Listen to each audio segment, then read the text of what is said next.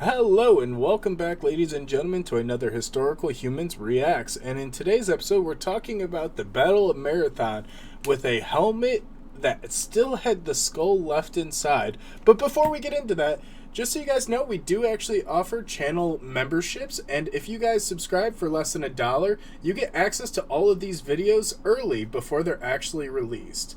But before that, let's jump into this, eh? Yeah. All right. Yes, indeed. So today we have something that's in the news. It's one of those historical things that crops up every now and then that people like to do stories on because this is one of the rare reacts to something that isn't a modern groundbreaking thing, but something that's been out for a while. As this particular helmet and skull was reportedly discovered uh, at the location of the Battle of Marathon in 1834 by Wow. by none other than George Nugent Grenville, who was the British High Commissioner of the Ionian Islands during that time. And I have he's some questions. hmm, I, Well, he- I'll save them for a bit. he's one I'm of just the fathers of our fields, though. He's one of the earliest archaeologists who conducted excavations at these sites, or if we necessarily want to call them that, because these excavations weren't so much educational as they were a looting expedition to find trophies and yeah, things to take I, home.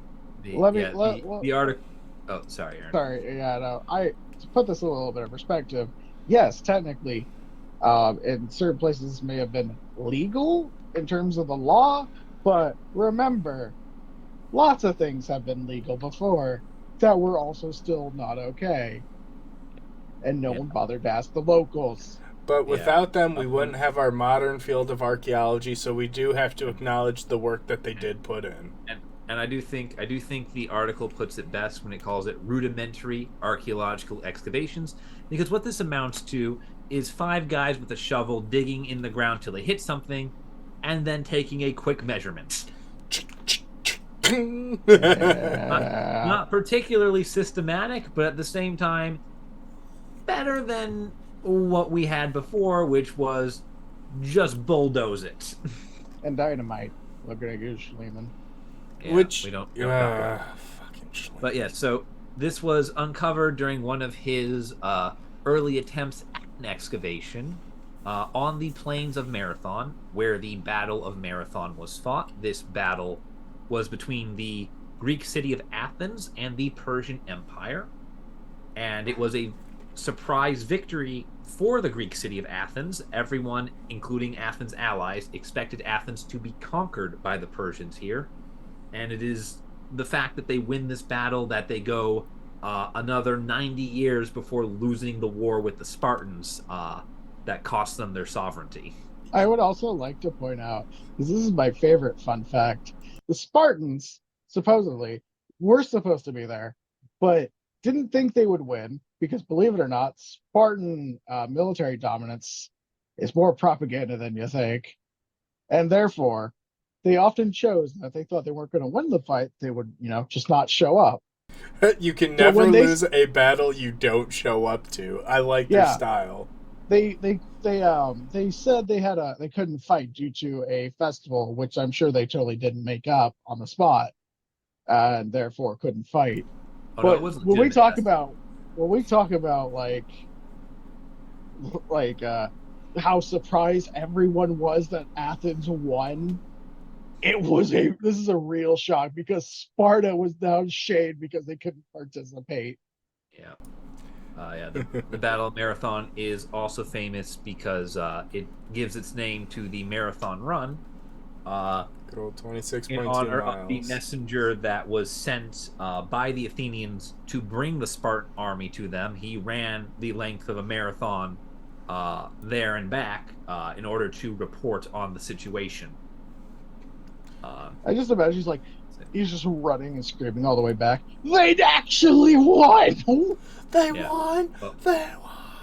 yeah, Like yeah. if Well, his anyone was job, taking he bets, yeah, he ran nonstop from Marathon to Sparta, was told Sparta wouldn't help, ran back to Marathon, was told we won, ran up to the city of Athens, delivered the message, keeled over dead. Like, So this now is why every year we Thermopyla's run trash. marathons to flex on this man by not dying at the end of them. Yeah. This is why I don't. This is why. Look at me! I did it, nerd. You die. Oh god! See, But this to is be why fair, I think But the. Oh, yeah, I like the. This is why I like the battle marathon so much better than like Thermopylae. Like, yeah, cool, really cool what you did. But also you still lost and also didn't help Athens at all. And when they really could have used it, I guess they didn't need them anyway, though. Well, the Battle of Salamis is what really wins that war. Yeah, If you're suck it, interested, Sparta. go look it up. It's one of the best naval battles in history. oh jeez. But back to Marathon. So with the Battle of Marathon, under the command of General Miltiades, the Athenians persevere due to the heavy bronze armor that they wore, some of which is on display here with the helmet that still contains the original soldier's skull in it. So was it really all that effective? Let's be real here. It was pretty effective. The heavy bronze armor gave the Athenians the one key advantage they had, which was being annoyingly hard to kill. Yeah, it's like you're The slapping the you're the just slapping at Persians, some metal. yeah, the Persians they were facing had the tradition of not wearing any armor into battle because they traditionally fought in the desert. Yeah. I think they wore like some more like woven like cloth type armor. Yeah, they would wear padded armor or wicker armor, which was designed just to slow down or deflect blows, not stop them outright like bronze did. And the concept being, I'll take an injury to kill you, whereas bronze is like, yeah, no, you're gonna be hacking away for a couple minutes here. Or you got to were get really real good. lucky. Yeah, which someone appears to have done with this man here. And then this poor guy ended up in Canada on display. Yeah, he's in the Royal Ontario Museum collection. Yeah, that's Jeez. the display of human remains thing is another can of worms. Yeah, which we actually which- talked about very recently in one of our previous episodes. Talked about the American Natural History Museum. Yeah.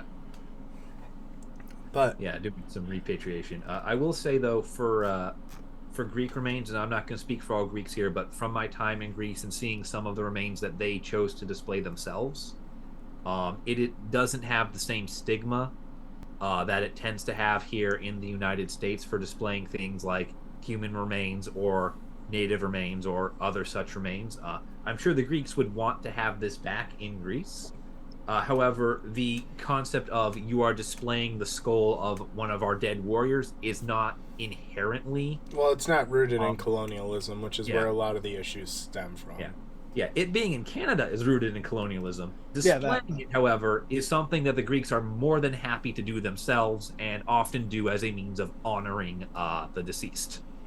Yeah, it's definitely a bigger issue here. Like when I was Yeah. like I noticed a similar experience when I was in Pompeii, where they are also very much okay with having on display not only adult human remains but child remains. It just depends on the descending communities. But I think that's a good point here for us to wrap up talking about this. It's a very interesting topic. And as you can tell, my fellow co-hosts here are very deeply into Greek history.